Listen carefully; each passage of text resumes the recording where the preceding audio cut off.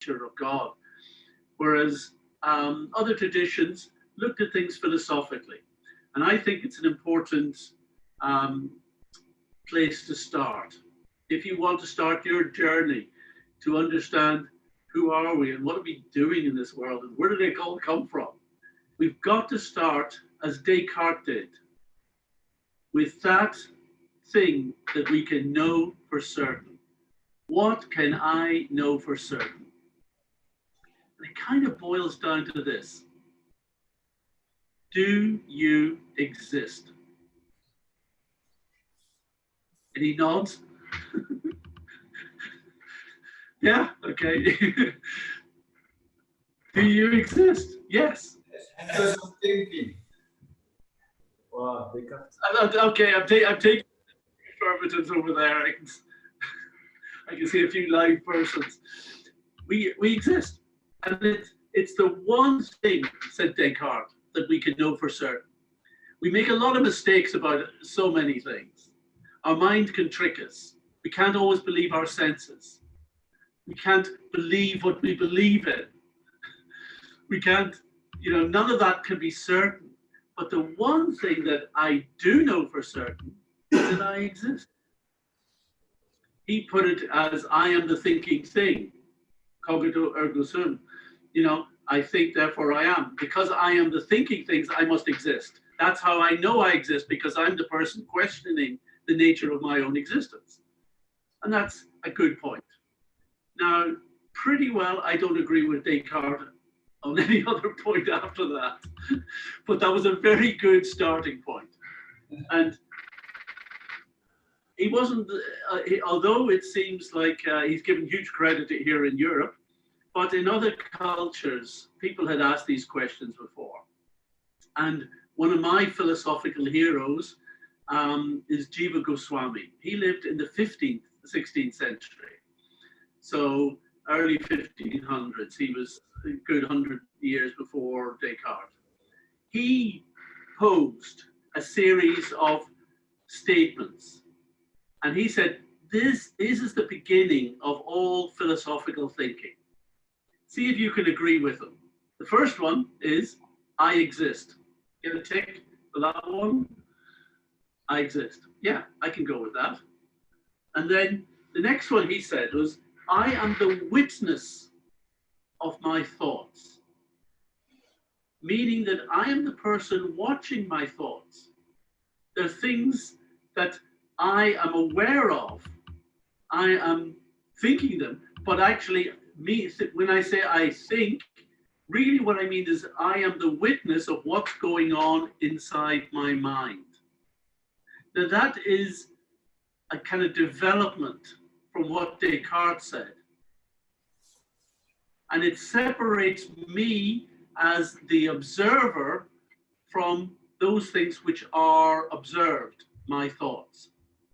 Obviously, we know we're different from the outside world. There's lots of objects around me. Yeah, I'm sitting here. These objects are different. But what is being suggested by Jiva Goswami is that we can see a difference between the I who is observing even my thoughts as being different from me. And that's, Descartes was not different. He was saying, we can be fooled by our thoughts, but I'm the person observing them. So I exist, I am the witness. Now, in terms of all the thoughts and experiences that are going on from the activities of my body and how that is represented within my mind, I am the subject of all those experiences. When we talk about drinking water, I taste water, right? Who is the I? That's me as the conscious being. I taste the water. And so I am the subject of my experiences. And the interesting thing is that I am the unchanging, the persistent, the permanent subject of my experiences. And this is something, for a moment, think about this yourself. Go back to your first day at school. Cast your mind back. You can close your eyes and this will do a little meditation. Cast your mind back to your first day at school, right? What did it feel like? What was going on? What were you experiencing? What did you feel? Were you worried, frightened, interested, excited, happy? Right? The point is, that was you there. That was you experiencing those experiences at that time. And you're the person here today experiencing what's going on, sitting in there in the room at New Mayapur listening to me. The same person. It's still the same I, which is really fascinating when you think about it, because so much about us has changed in all those years. Our body has grown up from that 4 or 5 year old body then. You know, it was only about the, trying to show the height of it, but it wasn't even this height, down here somewhere. And our minds have changed, our attitudes, our interests, our maturity, our personality has probably changed a bit in all those years. But still, I am the person who feels I'm experiencing life now, and I was the person who's experiencing life then. So this is a really interesting, these are interesting kind of aspects. You'd go with that, wouldn't you? That you exist, you are the witness, and you are the permanent witness, yeah? Still happy with that one? Those are all good premises, right? And there's one more that Jiva Goswami offers, which I think is really interesting. He says, we aspire for pleasure. You agree with that one? We agree. We want favorable things for we want our experiences to be favorable. Now, we all know someone who's only happy when they're miserable. I've known a few people like that over the years. They really like to be miserable, but that is, for them, that's be favorable, because that's the state that kind of most reassures them that they're in the right place. But actually, most of us want particular pleasurable things. You know, if good food comes to us, we like to enjoy it. We don't like to go hungry. We don't like to go thirsty. You know, we'd rather perhaps, they're all different. We all have different kind of things that we enjoy, but each one of us wants to enjoy those things. So we aspire for pleasure. That's a natural tendency. Now, what Jiva Goswami said was, we call these pre-philosophical intuitions. And I apologize if I'm using some terms in English when I really should be speaking a proper language like French. But pre-philosophical intuitions, meaning that you cannot philosophize about these points. You cannot create them, produce them from philosophy. You've actually got to say, this just seems to be what I can believe in as my starting point. And these become the starting positions for developing philosophy. So this is the study of what's called epistemology. How do we know what we know? And you've got to start somewhere. You've got to start with some basics that everyone can kind of agree with. They're common. They're self-evident. And that's what Descartes was trying to do. Find what is the self-evident aspect, that I exist, right? So this is how Krishna conscious philosophy is built up. It is built up on these self-evident premises. I exist, I am the witness, I am the subject, I am the unchanging subject of my experiences, and I aspire for pleasure. And then it takes those and starts to develop, well, what can we, that tells us a bit about who I am. What theory now about fits those premises? That's the thing you have yourself. What theory do I now develop and believe in that actually will fit those premises? And really, when we're talking about the nature of our sense of existence, we're really talking about the nature of consciousness. And there's one basic theory for consciousness that we are taught is that consciousness is a product of the brain. You've got a very complex organ inside your heads, the human brain. They say it's the most complex thing we know of in the universe. It's incredible. 86 billion neurons with some up to tens of thousands of connections between each of them. So there's zillions of possible routes for electricity to flash around it. It really is complex. And the idea is that perhaps consciousness comes out of all that complexity.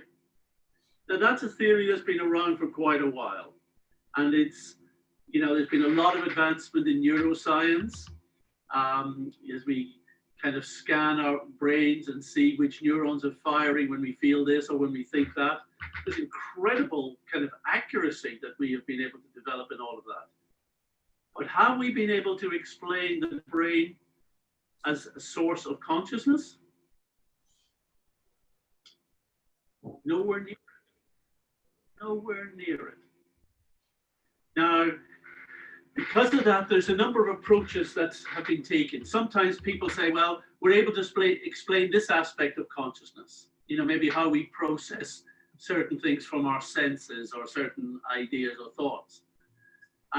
But that's not what we mean by consciousness. That's not the thing that explains how I exist and how I experience stuff as the subject, how I am the witness of what I experience. There's a professor, a philosopher called John Searle. Now, he believes that the brain can produce consciousness, but I want to give him some credit that he came up with a formula, which is very simple. There's no definition for consciousness, but John Searle at least identified the three things that any explanation of consciousness, whether you're explaining it from the brain or from any other point of view, he said, you've got to be able to explain these three things: unified, qualitative, subjectivity. Unified, qualitative, subjectivity. Now, what did he mean by that? He meant, first of all, unified, that you understand yourself to be a singular person, the subject, the I, right? That's the unified bit. Whatever is happening in your body, in your brain, with all the little parts of it, you feel, I am that one entity experiencing everything. That's the unified bit. The subjectivity bit is the bit we've been talking about, that everything, is my experience. I am seeing things. I am witnessing things. I am hearing things, and so on. It all comes back to me as the subject. So that's the next weird thing that we have to be able to explain in terms of consciousness. And the third is qualitative. Now, this one's a little bit more complicated to explain, but it's really crucial. And the idea that those who believe that the brain can produce consciousness, they have problems with all three of these. They cannot explain why in the brain, with all the flashing and the brain activity that's going on between all these neurons, there should be the sense of me being a single person. They can't explain, with all the things that are going on in the brain, why that there should be something that has to feel I am the subject of all my experiences. And the third thing they cannot explain is why I experience the way I do. Now, let me give you the best example of that. I should have, the red ball. The proverbial red ball that is talked about in consciousness. That when we look at this ball, we are experiencing its redness, right? So I haven't got a red ball in front of me now to show on the screen. So I want you all to imagine. Is there anything red, Lochan, is there anything red, like a cushion or something? All right? Yes, excellent. So I want you all to contemplate this. It's not so much for me as everyone else. Hold it up for everyone else. I want you to contemplate this red cushion, right? Now, think of this aspect of this redness, right? Now, when you see something, when your eyes look out at something like this cushion, what's happening? Light is bouncing off the cushion and it's coming into your eyes, right? Goes through the iris and it is then focused on the retina, which is the inside of your eyeball. And this process is just like a camera, particularly like a digital camera. That light comes through the lens, it's focused on a photosensitive plate, the retina. And when those light rays hit either a cone or a rod, your eye is turning the energy in the light into electricity. Okay, so now the light has become, or the information in the light is now is information in electricity. And little signals are then sent from the back of the eye to the back of the head. Beep, beep, beep, beep, beep, beep, like that. And when it gets to this part of the brain, which is section area 17, there's a little flash, beep, amongst the neurons of electricity, right? That's what your brain's got. And we can look at that electrical activity. We can see it in the scans. We can see this neuron is fired here and this one's fired there. They're fired all over the place. Amazing. That's what the brain's got.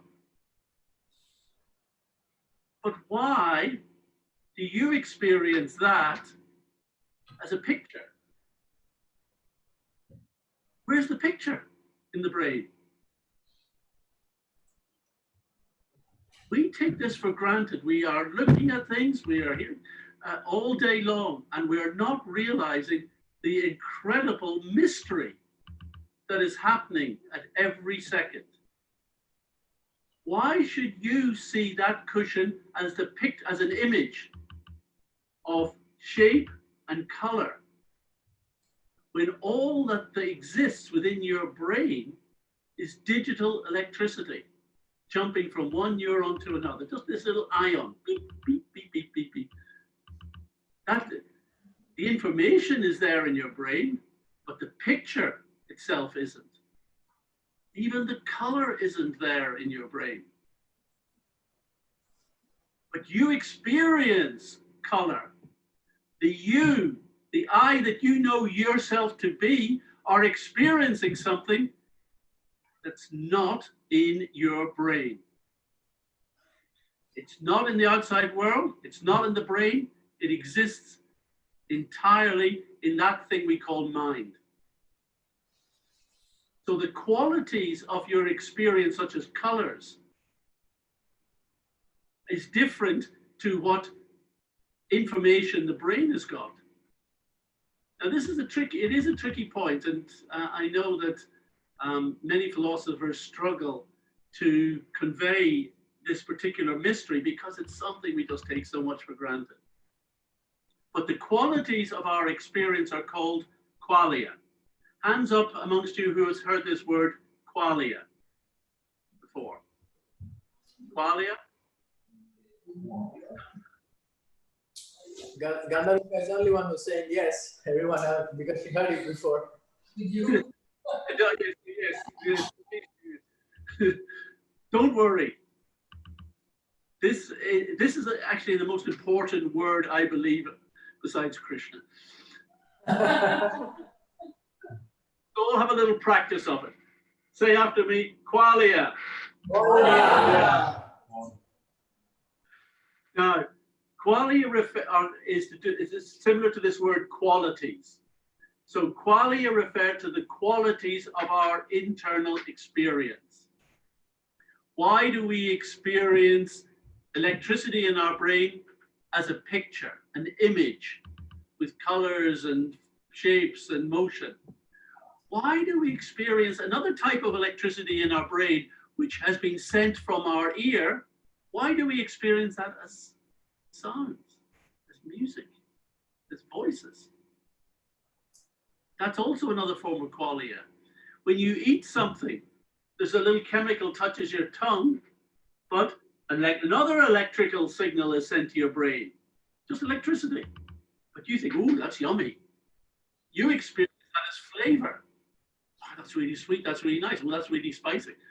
You know, we can analyze what's going on chemically in the tongue, but that doesn't explain your qualitative experience of that. I hope you're getting the point behind it. This is the nature of qualia. And there's other qualia, like your internal experiences, like hungry. You know, you've been feeling hungry. That's a feeling. Now, there may be nothing going on in your tummy. I mean, no food's in it. Therefore, you kind of think, well, of course I feel hungry. No, why do you feel a biological situation as something which you go, ooh, I like that or I don't like that? Even pain, we don't understand why we experience pain. Now we know we've got anesthetics, we've got analgesics, we've got painkillers of all types, but we don't understand why certain C fibers in your brain, when they fire, you should feel it as, ow. You know, what is the connection? Why does certain brain or cells firing feel like something to you? That is the mystery. This is called, all these things together. The failure to explain why we have a unified sense of ourselves, why we have a subjective sense of our experiences, and why we experience qualitatively. These three together form what is called the hard problem of consciousness. It is not just a situation in which we don't know enough about the brain to be able to explain these things. The point is that the nature of our experience, the nature of ourselves and as the experiencer is so different to whatever the brain has got available to it. Now, the brain, as we said at the beginning, is an incredible organ, absolutely incredible. But it is different to you as the experiencer. The brain itself cannot explain the nature of ourselves as conscious entities. And that's why, actually, there's been a real change in recent years amongst philosophers and those studying the nature of consciousness. I won't say they've almost given up, because you'll still hear everyone, you know, in the textbooks or in the documentaries talking about the brain as producing our sense of consciousness. That's been fed to the public. Behind the scenes, the understanding is we've tried to explain it, but we can't. Perhaps, and this is, they're starting to allow themselves a perhaps. They're thinking, perhaps consciousness isn't a product of the brain. Perhaps consciousness is its own fundamental aspect of reality. When we break down matter, we break things down. We've got little things which properties of charge and mass and spin, and these are the little bits of physics. They can't explain consciousness. So maybe their consciousness is something which itself is fundamental. And it's different from the fundamental stuff that makes up the rest of matter. That's where philosophy is starting to go. And people are starting to explore that. Now, the reason they've been a little hesitant is actually back to your friend Descartes. Because he is the one kind of messed it up by creating a real sense of what is called dualism. That there is the soul, and there is the body. And he couldn't explain how the two things connected. Whereas Eastern philosophy has understood that both consciousness and matter are both parts of reality. And they both interact. We know that they interact. People say, well, how can consciousness interact with matter? We know it does. We know we interact with the outside world by experiencing it. You know, we experience it in terms of how it is presented to us by our senses and within our mind. So we do interact with the world. And we know that if I have intention, I want to get up, I want to scratch myself, I want to do this, whatever, I can affect how things work in the outside world. I can move things around. So there's obvious connection between consciousness and matter. How it works is actually really interesting. And Western physics hasn't understood or got a model in order to connect consciousness with matter. The Vedic system in India, which has different schools of philosophy, and one of them is called Sankhya. The Sankhya system explains exactly how consciousness interacts with the world and how consciousness interacts with your body. And that's really fascinating because, you know, that's a whole study in itself.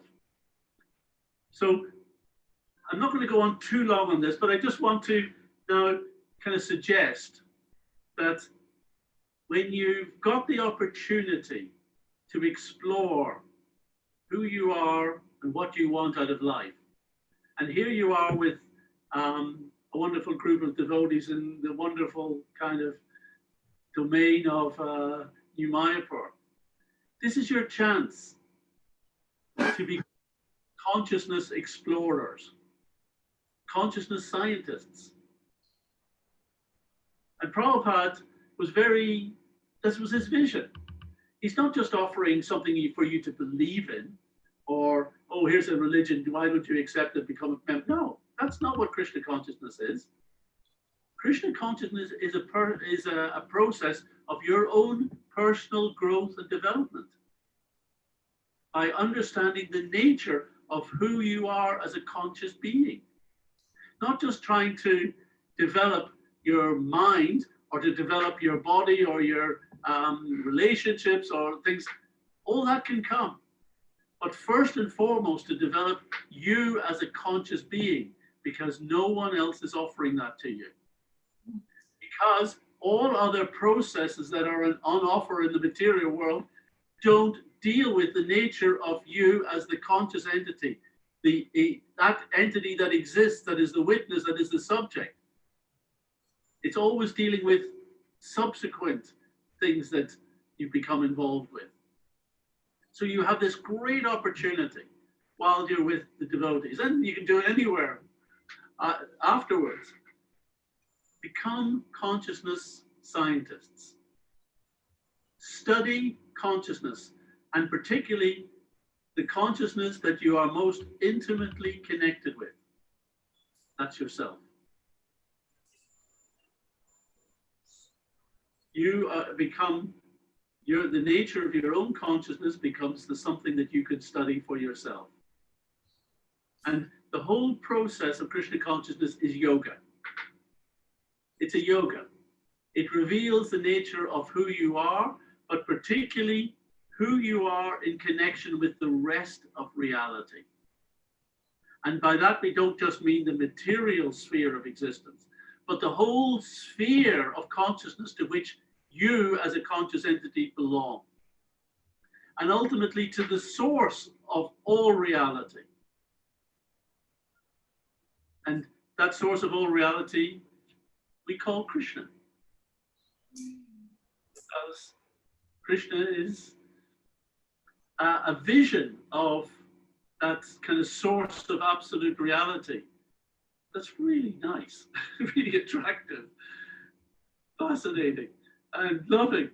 And just the most attractive vision of what the absolute truth could be. And All of this is kind of revealed through the different practices of yoga. Now, maybe some of you are studied Ashtanga yoga, Hatha yoga, or something like that. I'm also a huge fan of the Yoga Sutras of Patanjali. But the one thing that Patanjali recommends, Ishvara Pranadhanani, that ultimately all the processes of yoga are to develop samadhi, but samadhi defined as absorption in our relationship with the Absolute, the Ishvara. Ishvara means the center of the circle. You know, if you look at reality, it's just this big, big circle.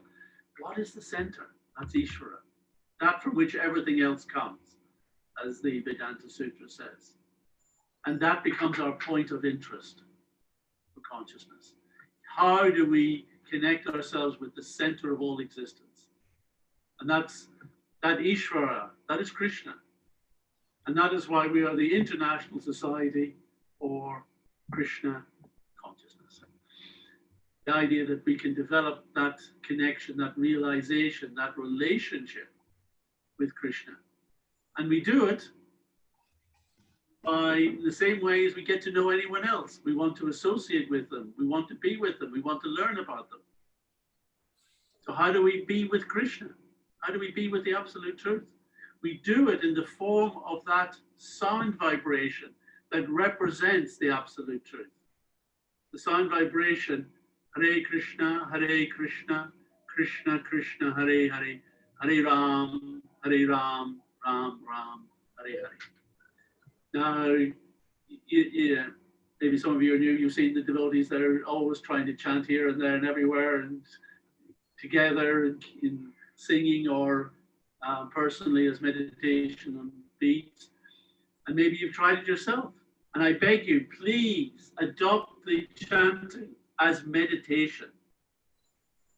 Really try to focus your minds deeply on the sound vibration. It isn't just a question of trying to repeat it a certain number of times and I've done my bit. That's not what the mantra meditation is about. In mantra meditation, the key thing, pronounce the mantra clearly so that you can hear yourself say it. You need to be able to speak it, to articulate it nicely enough so that it enters your ears cleanly. And then, and this is the hard bit, is try and capture that sound vibration in your mind. Hold on to it.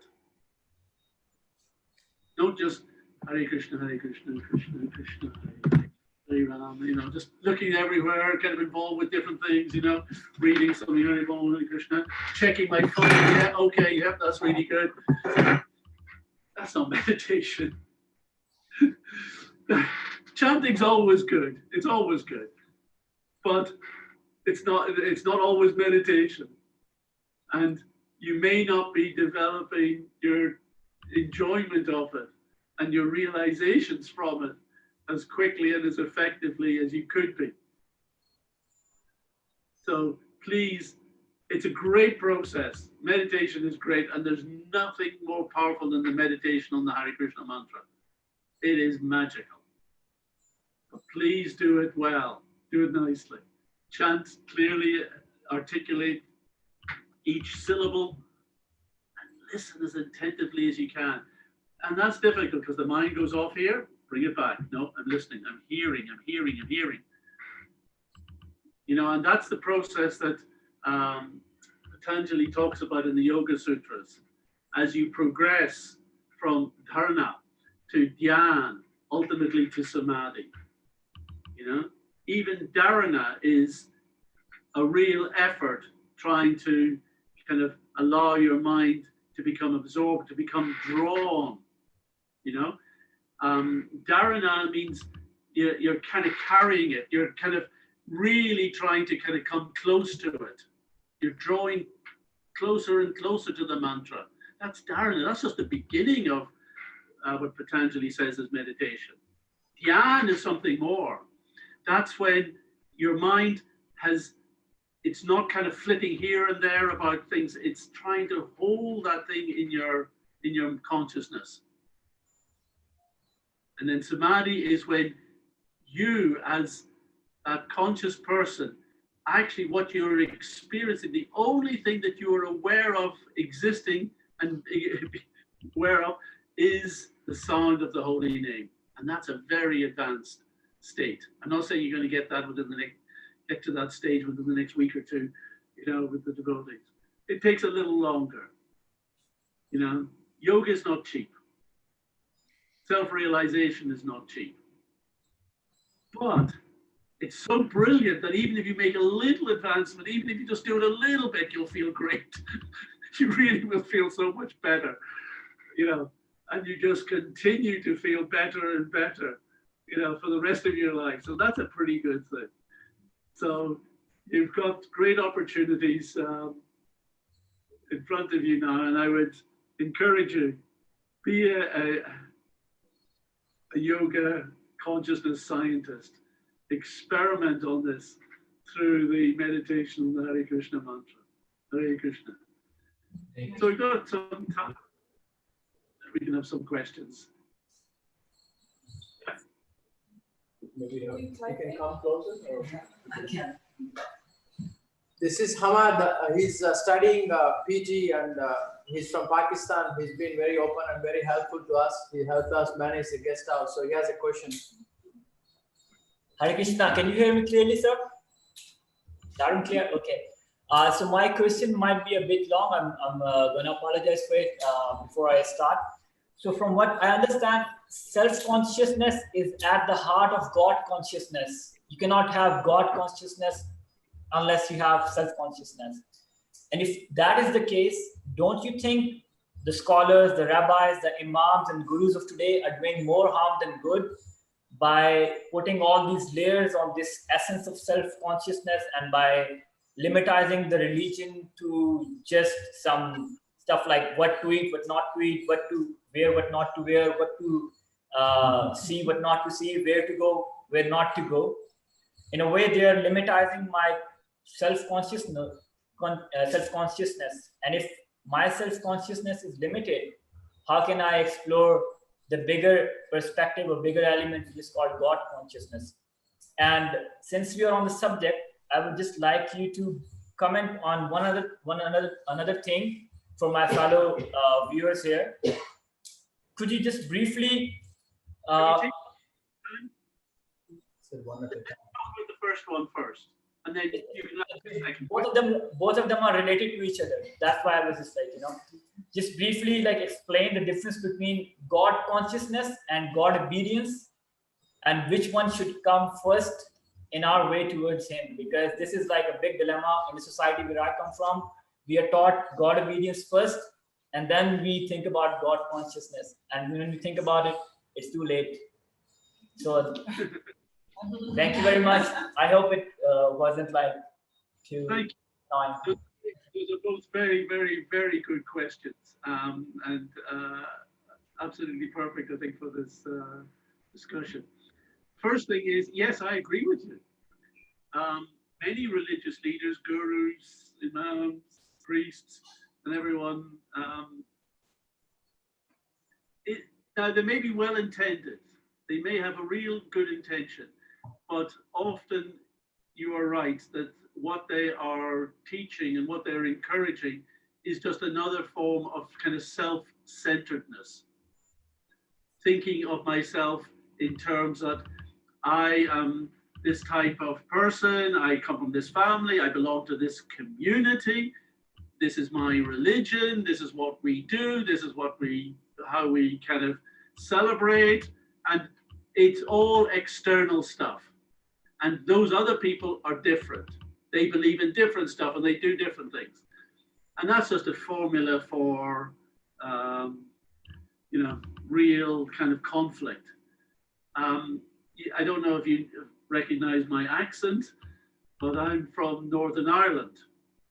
I grew up in Belfast in the height of the Troubles, supposedly between two communities who were defined as religious communities, the Protestants and the Catholics. But no one was arguing over self-realization. They weren't, arguing over what God wanted of them. They were just arguing over all those type of externals that defined their identity in this world. I belong to this family, therefore I'm from this culture, I'm from this religion, this is my background, this is my tribe. So we don't want tribalism. Now, that's a very kind of clear thing, which is not very helpful. I think the question also raised something which is more subtle. That, how do I live, in terms of being true to my path, my spiritual path? Do I need to wear the clothes? Do I need to wear a dhoti or sari or whatever, to express my religion? And many devotees enjoy doing that. Oh, excuse me. Oh, sorry. Turn that off. Many devotees enjoy doing that. But is it necessary? No.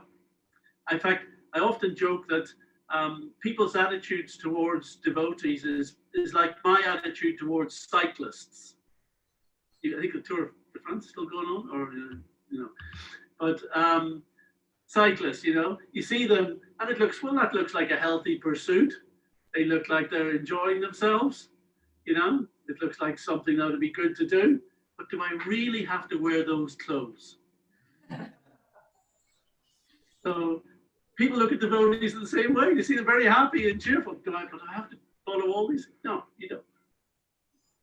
You do what is most comfortable, which expresses who you are authentically.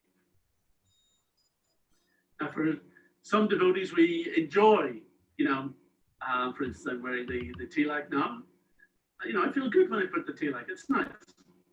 Do I need it? Is it absolutely crucial? No, but it's nice. So do things which are helpful to you. Don't feel pressure to do things just because you want to fit in or you want to exert some kind of cultural identity. That's not needed. Krishna consciousness is ultimately an internal process, and that's the important bit. The other part of the question related to obedience. Do we need God obedience first before God realization? And I would suggest no. God realization has to come first. We don't want you to obey God. We want you to love God. And in fact, bhakti is not really about learning to love God. It's about falling in love with God. Right? That's what bhakti is about. How to fall in love. We often talk that, I love this person and I love that, and I love, but to fall in love, we know is a special thing. That's got a whole different kind of impetus for ourselves when we fall in love. And that's what we would like you to do with Krishna. We'd like you just to come and just go, wow, he's got my heart. That's the thing. So that's what we have to try and concentrate on. We learn how to appreciate. Krishna is not forcing you to do anything you do not want to do. Krishna is not interested in you doing something against your own wishes just to please him. Now, actually, well, in some cases, people might think, well, that's better than nothing. Okay. But it's not bhakti. And we're not, Krishna consciousness is not just one of these religions that's trying to get lots of, members and fill up the temples and churches and things like that. I think we've job done. No. What Prabhupada wanted was that each one of us discover the love that can exist between ourselves and Krishna. And he wanted us to really just enjoy that and to be happy from it. That's what Krishna consciousness is about. So the thing is that when you fall in love with someone, you do make changes to your life, right? You kind of find out what the person you love likes. And then you start thinking, well, okay, you know, he likes that. Well, I'll make a little effort along those lines. You know, and you know, those things start to grow, and you start to mature. You start to develop yourself, and you start to some of the things that you might have done in the past. You kind of think, don't like that. You know, don't really. Just feels that's not something you're not interested in. You know, when we were kids, you know, you pass a toy shop, you go, oh, I want. That doesn't happen now, does it? When you pass a toy shop, you kind of mature. You kind of, that's no longer, I put away childish things, as the saying goes. So similarly, you know, as we mature in Krishna consciousness, we put away less spiritual things, just naturally. And it's best that it's done naturally, because sometimes if you try and force it when you're not ready, you'll undergo some kind of reaction inside your mind. Your mind will rebel against you. So that's not necessary. There's so much that is attractive and gorgeous and that is enjoyable. Go with that. Be real kind of greedy for all the enjoyments that you can get through the processes and practices of Krishna consciousness. That's what's going to nourish you. That's what's going to sustain you. And believe me, it will keep growing as long as you kind of retain the interest and the effort. It'll be there. So in conclusion to that question, I think, you know, what we are trying to do is just, we want to try and fall in love with Krishna, and then all sorts of other things fall into place. Now, you will ask yourself along the way, yeah, maybe if I did this, not that. Maybe if, you know, I gave up that and, you know, did this instead, maybe that would help me. And there's always those little trade-offs that we will do, which you have to do anyway. You know, to come to New Mayapur, you had to not do something else that you could have done. So we're always making those little decisions and trade-offs for ourselves. But hopefully in Krishna consciousness, you get a little kind of reward, which something in your heart, something in your experience, something that's been awakened that goes, yeah, that's nice. That's something special. Believe me, whatever, I'm sure many of you have enjoyed lots of aspects of Krishna consciousness. These are drops at the moment, drops in the ocean of what is available in Krishna consciousness.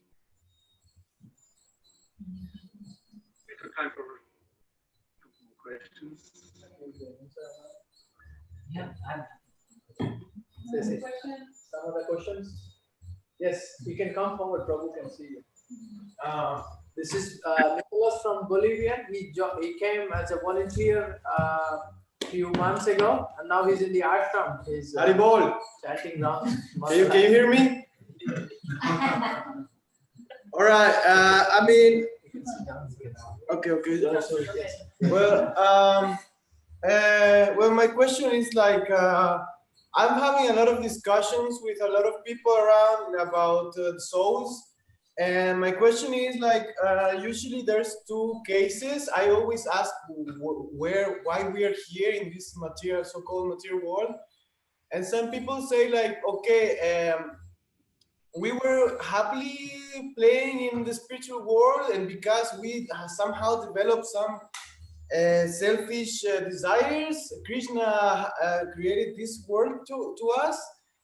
And there is another theory that we were created in the middle, not in the spiritual, not in the material world, and that creates more confusion, because that means that we were created, therefore we're not eternal, and some souls that decided to come here first never have experienced the spiritual world. And the other theory that says that we develop desires in the spiritual world, how is it possible to develop material desires in the spiritual world if we are super happy in face of Krishna? What can you say to this? This is a good question, and it's an important one to some degree. The acharyas who have written on the Shastra over the years actually suggest that it's going to be very, very hard for us to understand any answer to that question of why we're here. Why? Because it's so utterly stupid of us to come into the material world. It really is stupid. And we cannot even appreciate the extent of our foolish decision to come to the material world. I personally do not subscribe to the idea that we are created, because that's obviously goes against what consciousness is. Consciousness is permanent, it's existing, we've always had consciousness. But I believe in love of Krishna. And when you think about love, love always involves you as a free person. It is your free will to love or not to love, right? No one can program you to love. Because if there is a cause for love that is not you, it's not love, right? Love has to come from ourselves only. So my loving Krishna is something that Krishna cannot give me and would not give me and will not program in me. It has to come from me. Okay? Is that point okay?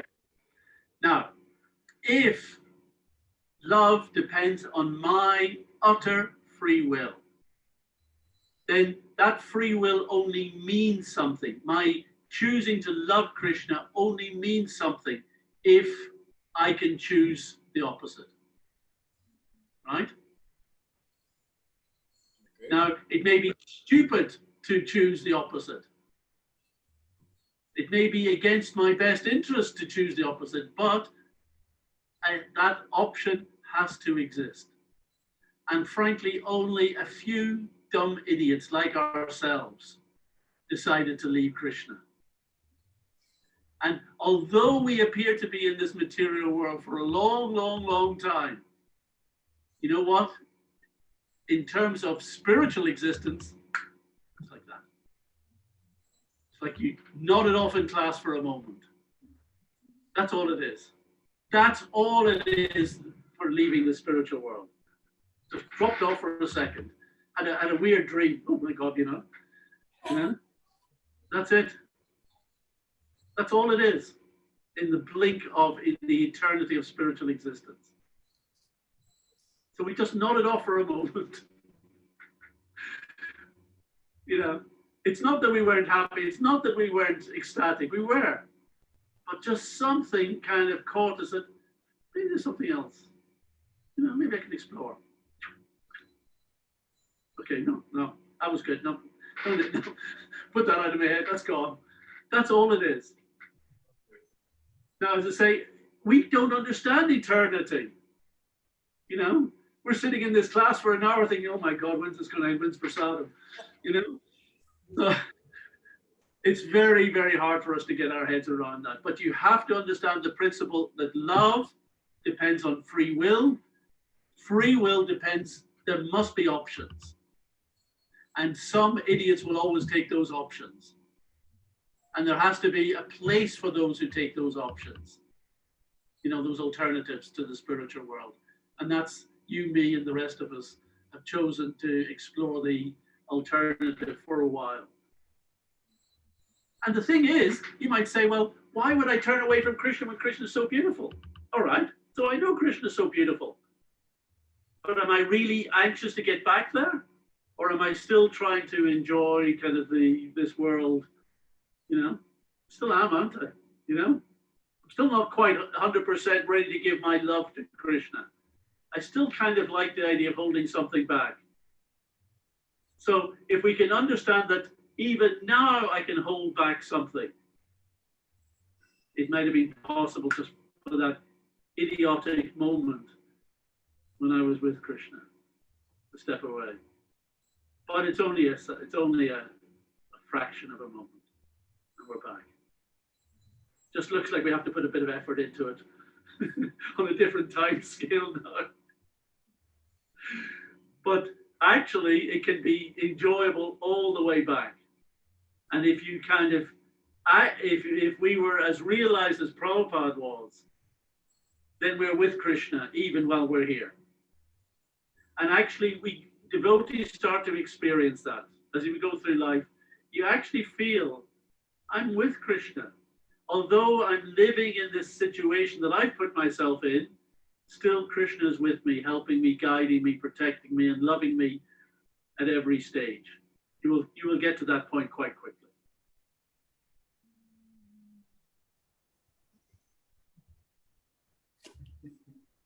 Hare Krishna. Hare Krishna. Any other questions? Yes, Hamad has one more question, Prabhu. Hare Krishna once again. So it's a question that concerns science and religion, because I know it's, I've been told that it's your area of specialty, like you do preachings to scientists as well. Why do you think all the big scientists of today's era, they're becoming atheists on this, like, you know, a very fast speed? Is it because they're unable to comprehend what God is and their fear leads them to the negation of God? Or is it because they have realized that there is no such thing? God forbid me, but why is it so? I'm not sure that there are more now than there used to be. I think the predominant message that goes along with science is that science can explain everything, and therefore there is no need to believe in God. I think that's the common message. But I've met many physicists, biologists who they believe that there's something more. The thing is that that no one has given them an intellectual explanation of consciousness and of physics and of biology and what it means to be alive in this body. They haven't understood that from the point of view of consciousness. So I'm working with a group of devotees. We have interactions with all sorts of scientists around the world now. And there's actually a very large body of devotees, of scientists working in academic circles who would like to explore a different approach to their science. They would like it to be consciousness based. Why don't we take consciousness as being fundamental? What would that mean for our physics? Would that help to explain what the heck is going on with all the quantum weirdness? Would it explain biology? Would we be able to explain life better? Would we be able to explain all the processes that go on within our bodies, from embryogenesis, you know, the development of the embryo, all the way through what makes us alive, you know, throughout these years? So many people are very interested now in looking at it. They don't seem to, they think that they're not allowed to bring God into the picture because God doesn't seem to be scientific. That's purely a prejudice. But what we can bring into the picture is consciousness, because everyone knows consciousness exists, right? You have to include it. But if you can't explain it from the brain and from biology, you're going to need another way of dealing with it, perhaps as a fundamental property of reality. Now, can science accommodate consciousness? That's what it has to do. People are realizing that if you have a science that doesn't explain consciousness, you have no science whatsoever. You're not really addressing the big questions. You're tinkering with some technicalities. And yes, you can develop all sorts of technology from that, but you don't deal with the questions of who are we, what is life, what is existence, what's this universe for. You cannot deal with that unless you can accommodate science. So we can help scientists bring in consciousness because the subject matter has been dealt with so thoroughly through the Vedic and yoga texts, you know, and this is the information that the West has never considered yet. So there's something new to bring into it. We don't have to get rid of science as people know it. We're just adding something that brings in consciousness into that picture. And many people are excited by that, frankly. So I think that's it's a real kind of change for the positive in this. Thank you. Well, we've gone a little over 6. Lochinanda? Yes, Prabhu, would you like to take any other question or can we end here? One more of this. Okay, one last question if anyone has any question. I have a question. Yes. This is Chris. He's been with us for a month or so. Comes to Mangala every day, reading Prabhupada books. Well, almost every day. There you go. So I've had a very rapid spiritual awakening from 2012 right up to the present day, and it keeps going. My question is, do you think there is a problem with the scriptures saying that God is separate from us, and we are separate from God, and yet we're all trying to attain Krishna consciousness? Don't you think the idea of obtaining Krishna consciousness is to attain oneness with God and to have consciousness with God and to be part of God? Are we falling into the trap of the scriptures saying we are in separation? So we're reading the scriptures and saying, oh, we're in separation. And because we're reading it and reinforcing this belief that we're in separation, we are programming ourselves to never actually reach Krishna consciousness, which is unity. It is the consciousness understanding that you are one with everything. I think there's a little adjustment needs to be made to your ontology. I agree with you to a point that we do not say we are separate. When we say we're separate from Krishna, really what that means is my loving consciousness is not directed to Krishna. You know, that which I love is not directed to Krishna. And that's what I'm trying to develop. Process of loving Krishna. Huh? Bhakti is the process of loving Krishna. So you are giving love to Krishna. Yes, so we are developing, but that's my point. You're constantly stuck in the idea that you're developing it, and because you're in the idea you're getting to it, you're actually stopping yourself from actually doing it. No. Well, in one sense, you're right that I am stopping myself simply by my non-loving nature, but I am recognizing that at the moment I've turned my attention much to more of my, as we were talking earlier, my self-consciousness, you know, and I need to become alter consciousness. I need to appreciate Krishna. Now, you seem to indicate that the ultimate is a kind of unity with Krishna, which is ontological. Do I ever become Krishna? No. Am I part of Krishna now? Yes. Everything, in one sense, Krishna is everything. There's Krishna and Krishna's energies, that's everything. I am a small part of Krishna's energy. That's described as Vibhinangsha, which basically means I am an individual conscious being. And as an individual conscious being, I have a relationship with the absolute conscious being, Krishna.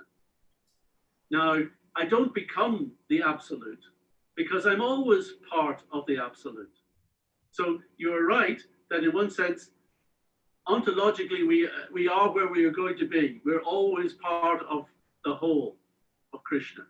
But Krishna is both the whole, and he's also the individual source of the whole. And that is the mystery of ontology. Because it's not all just one. Because if it was, there'd be no explanation why there is any diversity whatsoever.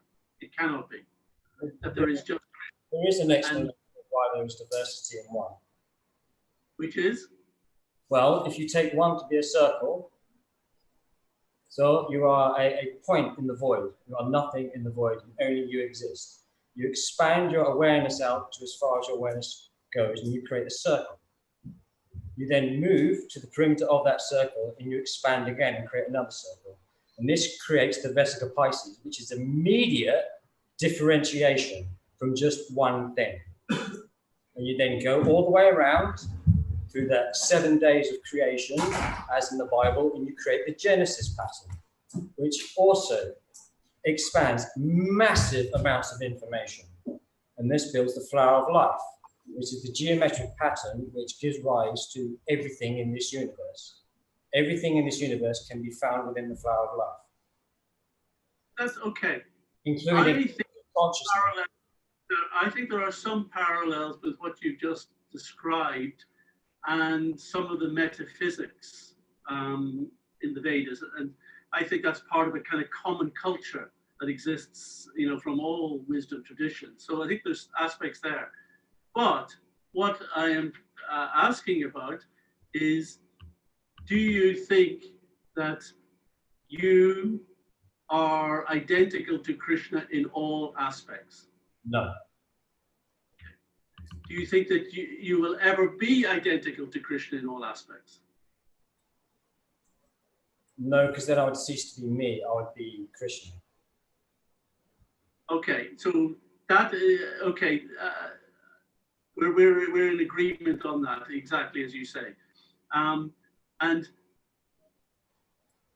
so then your question really comes down to, you know, how best to achieve the unity of love with Krishna as quickly as possible, and do certain kind of attitudes, such as thinking myself separate from Krishna, help or hinder.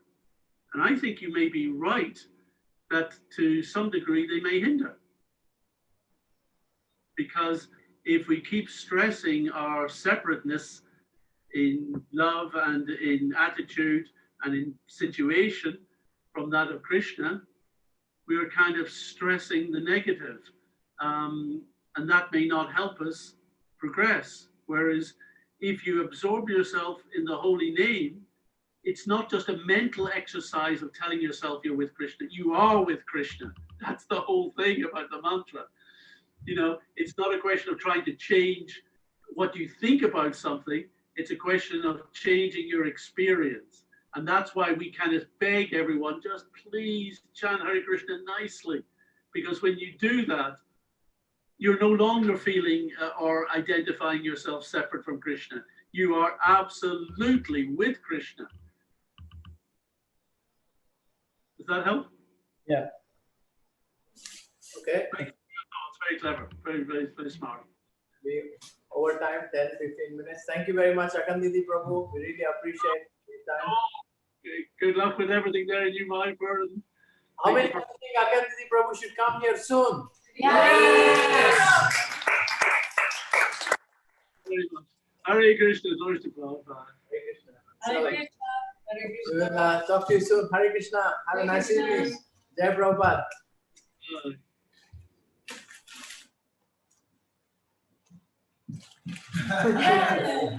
Yeah.